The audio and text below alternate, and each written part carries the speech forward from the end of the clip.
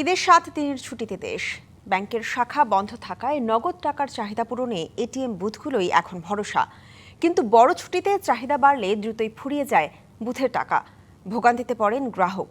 যদিও কেন্দ্রীয় ব্যাংকের কঠোর নির্দেশনা নগদ টাকার সরবরাহ নিশ্চিত করার পাশাপাশি ছুটিতে ব্যাংকের ভল্ট নিরাপদ রাখতে হবে।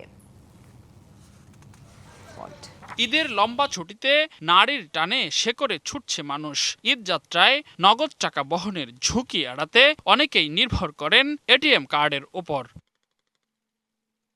তবে টানা ছুটিতে বুথগুলোতে নগদ টাকার যোগানের চেয়ে চাহিদা বেড়ে যাওয়ায় দেখা দেয় সংকট। এই অবস্থায় ব্যাংকাররা বলছেন, নিরবিচ্ছিন্ন এটিএম বুথ সেবায় এবার বাড়তি প্রস্তুতি থাকবে। ঈদ উল ফিতর উপলক্ষে যে দীর্ঘ ছুটি থাকবে, ছুটিকালীন সময়ে যাতে ব্যাংকের নিরাপত্তা কোনোভাবে বিঘ্নিত না হয় সে ব্যাপারে বিস্তারিত নির্দেশনা দিয়েছে।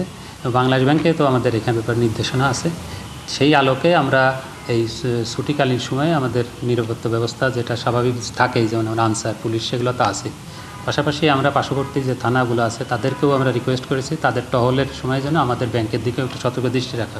এছাড়া টানা ছুটিতে সারা দেশে ছড়িয়ে ছিটিয়ে থাকা ব্যাংকের শাখা ও ভল্টের নিরাপত্তায় বিশেষ ব্যবস্থা নেওয়ার কথাও জানিয়েছেন ব্যাংকাররা। বিকাশ পেমেন্টে 10,000 টাকার বেশি অফার। শপিং চলছে তো। নিরাপত্তা যাতে সুনিশ্চিত থাকে, হ্যাঁ, এখানে যাতে কোনো প্রকার অঘটন ঘটানো, সেটা মানে তাদের ব্যাংক প্রেমিসে অবৈধভাবে প্রবেশ করা, এই ধরনের ঘটনা অনুপ্রবেশ করার সুযোগ যাতে কোনো দুষ্কৃতকারী না পারে, সেই ব্যাপারে নিরাপত্তা ব্যবস্থা নিশ্চিত করা। ঈদের লম্বা ছুটিতে গ্রাহকের নগদ টাকা সরবরাহের একমাত্র মাধ্যম এই এটিএম বুথ।